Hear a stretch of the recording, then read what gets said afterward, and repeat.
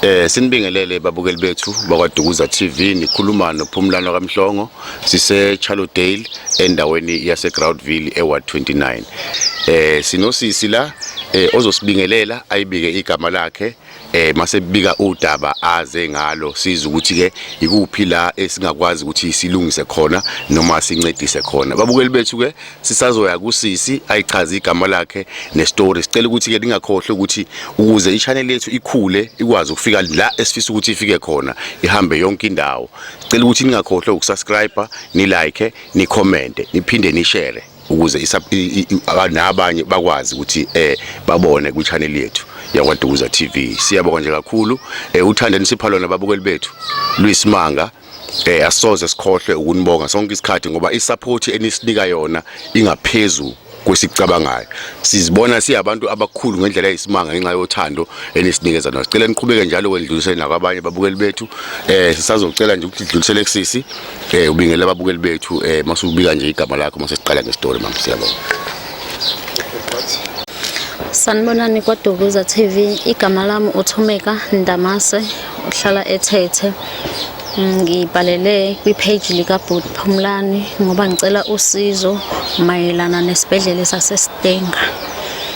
Esibhedlela eStenga ngo-2021 ngangiyoteta ingane, ngaba nomthungo engawenziwa eningi ongazange umgculise nowanginikeza inkinga eziningi. Iyona into eyenze ngabhalela uPhumlani ukuthi angisize nabalandeli bakhe. Estenga ngahlinzwa ngawo umhla ka-21 October 2021, no 28 October 2021. Ngahlinzwa umthungo lo nowakudala umile. Kwaba nama compliment aye abakhona kumina ngawo umthungo, kangangokuthi ngagcina ngicela i-meeting naso isibhedlele ngoba ngangifuna uqonda ukuthi umthungo abangenza wona kwakungasona i-student na esasing-operator ngoba kwakune bowel injury. Konke lokho zange bangichazele, sengikuzwa emeetingini and alukho usizo engingalithola. Sengihamba nokocomplain esibhedlela akaze ngisizakala indawo, and apha sengigcina sengifaka nakubameli ngoba ngangithi kukhona usizo engizolithola mangizofaka abameli because ngangisengifuna ifile, ngifuna ukuzwa ukuthi kwakungani okwenza ukuthi ngisikwe ngendlela engasikwa ngayo. Ngixhumanile nabameli bazama ukurequesta esibhedlela befuna ifile lami kodwa kaze baze balinikezwe nangelanga elilodwa. And apha ngicela ama minutes naso isibhedlela sengifuna ukulibona ke ifile ukuthi lisekhona noba kwenziwa kanjani. Safikela kuma minutes ngalibona ifile ukuthi likhona. Ngaba nemibuzo engiyibuzayo ukuthi yini eyayibangela ukuthi ngihlinzwe ngendlela engihlinzwe ngayo. Bathi bona ngoba ngake ngazala ngahlinzwa ilokho engakuhlinzelwa. So umbuzo wami waphinda wabheka kubona kwaba ukubuza ukuthi ngoba mina nginengane engayihlinzelwe ezu2, ingane yesithathu ngabe sengiyayitetela, then why ngizohlinzwa kweyesine ngibe ngikwazile ukuyiteta ekungeni. Impendulo akaze ngiyithole kuze kube namhlanje. Into ebengicela ukuthi ngisizakale kuyona ngoba lo mthungo unento eziningi ezenzakalayo kumina. Nginenkinga yokuchama. Makuthiwa ngiyochama, ungibamba manje umchama kumele ngihambe ngiyochama manje. And mangichama futhi akuchameki normal, uphuma kancane. And lokho akungiphathi kahle ngoba ngisho ngihamba nge-taxi kuyafuneka ngize ngicele ku-driver ngithi ngicela uwehla ngiyami ngiyochama. So lokho ke kungenze ngingayifili ngi-right makwenzeka lokho. Sengaze ngafaka abameli ingoba zange ngilithole usizo esibhedlela, sengilibeka udaba ukuthi kwenzakalani ngomthungo abangenza wona. Abameli ngibafake phansi kwesigaba sokuthi bese ngifuna ukusibopha isibhedlela. So engifuna ukusizwa kona ukuthi kumele ngithathe muphi action ukwenzela ba kuzokwazi ukubopha isibhedlela ngoba isikhathi sesikude. Ngalo complain esibhedlela from 2022 ize sebendi babe sengifuna ukuthetha neboard yakhona ke khona esibhedlele lapha kulela ward lela lokuteta. Ngicela ngoba sengibona isikhathi sesikade bazokwazi ukuhlangana nami ngo-2023 from 2022 kuze kube namhlanje akukho umnyakazo wake wenzeka. Ikuphi mhlawumbe abake bakwenza mhlawumbe ama check up mhlawumbe bakuhambisa indawo mhlawumbe bakurefera kwezinye izibhedlela noma mhlawumbe nje abake bakwenza esibhedlela since uzame ukubeka udaka lakho ngokubuka nje esimeni osibekile sokuya ngasendlini ngase ikuphi abake bakuzama bake kwathi kwi-meeting lena sasikuyona basuggest ukuthi ngiphinde futhi ngi-examine ngenza amanye ama-examination khona esibhedlele ngavumelana nabo zange nginqabe kodwa ngabona ukuthi seqala ukwenziwa lo check lo babethi bafuna ukulenza kumina into abangisa kuyona iscan and kwi-scan mabefika ngifika mina ngibona ukuthi angifakwe neloop leyo sasingazasivumelana ngayo ukuthi mina ngizohlela ngeloop aza ngivumelane nabo ngeloop ene okunye futhi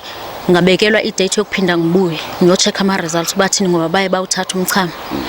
ngabekela idate ke yokubuya iscan mabechecka kwi-scan bathi akho lutho ku right so umbuzo wami akukho lutho ku right kanjani ngibe mina nginenkinga yokuchama bathi into eyenza ukuthi ngichame kancane ingoba ngaba ne-bowel injury so isikhwama sami somchamo kwa-end up nje basaqobhoka sa-end up sinciphiswa ngoba sasibabesivala basho kanjalo so mina-ke engangifuna ukuzwa kahle kahle uba side saya kwi-operation ngaba nalezo bowel injury bengihlinzelwane ngoba ngiyakwazi ukuyizalela so ilokho ngathi mase ngibuya futhi ngedate kwathiwa ama-results akakabuyi ngabekelwe enye idate ngaphinda futhi kwaphinda futhi ama-results kwathiwa akakabuyi kuyo yonke leyo nto nginikezwa amanantuzana amapilisi weyinhlungu so kushuthi since iprocess iqalile noma niqalile ukuhamba lendlela bathatha ama-result bathatha ama-sample kodwa ama-results dololo akaze abuya akaze ngize ngiwathole futhi kuze kube yimanje iloop maze ukuze sikhulume ngayo nabangayi-understand sithi sikhuluma ngayo sibe sesi-understanda sonke ukuthi iloop iyini le abayenzayo ningavumelananga ngayo yebo iloop olunye lohlelo preventela ukuzala so ngafakwa yona-ke iloop leyo ngabe ngangingayicelile bodwa okay ngicabanga ukuthi-ke babukeli bethu siyaluza udaba likasisi la ziningi izinto ezenzakalayo kulesi story sakhe somthungo ezingahambanga kahle bathi kune bowel injury kwi-bladder mabesho eyenzeka kubona asazi kanjani nomthungo ongemuhle hle and esingazi ukuthi wenzeka ngasiphi isimo kuphinde kuzoba ke manje ilento le abayifakayo eyokuhlela usisi angayazi abayibona ngoba sekwenziwa examine sekubonakala no kunezinto okunye okukhona ngaphakathi ukuthi nansi into ekhona naye wayima esazi ukuthi kunento kanje ekumina angayazi so babukeli bethu ngicabanga ukuthi kuningi kakhulu okukhona la okudinga kakhulu abaziyo izinto ababukeli bethu ngiyathemba ukuthi ke njengoba sikhuluma nabo lonke uhlobo labantu esiphila nabo abazozama ukuthi besisize kule nkinga esikuyona ngoba sekukuningi babukeli bethu usisi sike sakhuluma nje naye ecaleni sisayixoxa lento einkundleni wachaza nje but manje mase kubeka ayingeze ukuthi hayi sekukuningi kakhulu engathi kuyasinda kakhulu babukeli bethu kodwa ngiyathemba ukuthi ke njoba sila sonke istory sizwile bakhona abazi iminyango esingakwazi singqongqoze kuyona nama mhlambe abanye abameli oba kuyazi ziningi inhlobo zabameli abakhona abawazi ukusiza ezintweni njengalezi so siyacela ke bafowethu ningenelele nangumuntu wesimame ongekho right sezibalile lezi zinto mangithi ngiyazibheka sezintathu entweni eyodwa so ngeke lezi zinto ezintathu kube nezinkinga ezintathu ngento eyodwa so kufunakala kube nendlela ekubonakala ngayo ukuthi kuphi la akonakala khona where exactly it went wrong so ngiyafisa nje ukuthi babukeli bethu sibambisane sisizane nanansi imbokode sibone ukuthi kuphi la singalungisa khona ngoba konakele bafowethu asazi ukuthi mhlambe ube safisa ukuthi abe nomntwana ngelinye ilanga ngoba usemusha mangithi ngiyambuka usisi ikuphi okuyokwenzeka ngoba isibhedlela sisenze nje hlangabezana nalokho kuphumlana sengiyahlangabezana kuphumlana nalokho kakhulu ngoba ngike kwenzeka nga-end up ngishada manje makwenzeka ngibamba ingane ziyaphuma sengizekwazi ukuzaba ingane ezo3 eziphuphumayo ene akugcina ukuthi ilokho kuphela kunalapho engivedane ngibe ne-discharge ubone ukuthi akuyona i-discharge lene normal ngivedane ngitrain amanzi anukayo ene lokho akungiphathi kahle nako angisakhoni ngisho ukusebenza like angifundile so ngibambe emajarideni kuyaqukuqukula into enzima ngisakwazi ukuyenza sengihlala endlini angisasebenzi ngihlele endlini so ngoba ngingasasebenzi akungiphathi kahle lokho ngoba bengikwazi ukuyiphantela bengikwazi ukubamba amatoho ukuthi ngiphante ngosengihlala endlini nje angisasebenzi yonke leyo nto yenzeka emveni kwenzeke lento yalomthungo ngoba ngisho uclean endlini ngiyakwazi uclean kodwa ngike ngasebenza kanzima ngizothuthunjelwa ngalelo langa nalesisu sometimes kuyenza kube ngisibona uba ingathi sifuvukele kube buhlungu ngisho ngisibamba kuningi kakhulu okwenziwa ngilomthungo kumina endakungiphathi kahle kuyangona emoyeni. Babukeli bethu ukube mhlambe ikhona indlela evumelekile besizonibonisa into esikhuluma ngayo ngoba kuba lula uma uzothi ukhuluma ngento oyibonayo kodwa ngizozama ukuthi ngakhe mhlambe isithombe babukeli bethu ukuthi into esikhuluma ngayo usisi njobe complainer mhlambe ukuzwa nokubona ngiyazi ukuthi babukeli bethu akufani ngendlela usisi ayibeka ngayo siyezwa istory siyezwakala kodwa uma ngase ubone into akhuluma ngayo ngicabanga ukuthi mbukeli wethu ungadliwa umunyu noma ungaba nakho na ukuthi no whoever obenza lento le mhlambe bekafunda noma bekwenzakala something ngoba angifuni ukukhuluma kakhulu babukeli bethu but akunambithisiseki mhlambe masingakhumbuzana nje nababukeli bethu ukuthi ke izingane onazo zingaki mase uyilandelisa ngokuhamba kwazi kuze kufike egcineni kwalomthungo ukuthi kuze kuvele umthungo kusukela kuphi. Izingane enginazo Phumlani ziwu4 izingane ke ka2009 u2012 ube u2020 no2021 then kulezo ngane zami eziwu4 lezi eziwu2 ezindala kwaba u6 section lo olele alright then esithathu ngayitetela zangihlinzwe kuyona kuzokwazi ukuthi ke kulesine ngase ngiyahlinzwa mangihlinzwa ngenziwa umthungo omile awugcinanga okumanje kuphela Phumlani umthungweni sithetha ngawo ume kanje kaso u7 la esiswini kumina uhambe phezulu kwesibhono yebo khona kubuhlungu kakhulu siyakuzwa sisi kodwa ke njengoba usufike la kwaDukuza TV usukhulume nababukeli bethu wakhuluma nathi thina sihamba noNkulunkulu sihamba nengadlangala impendulo ngiyakuthembisa ukuthi ngeke singayitholi usizo solithola ngoba njoba sinabameli sinodokotela sinosomabhizinisi abakwazi ukuthi bangakusiza size sifike la sifike khona ngoba sekukuningi kakhulu sokubalile osekuvusa umunyu ngoba entweni esixoxile mina nawe usukhiphe ngisho okukhulu ebekungacabanga ukuthi kukhona so seziningi kakhulu izinto engibona ukuthi kumele ukuthi usizeke kuzona kakhulu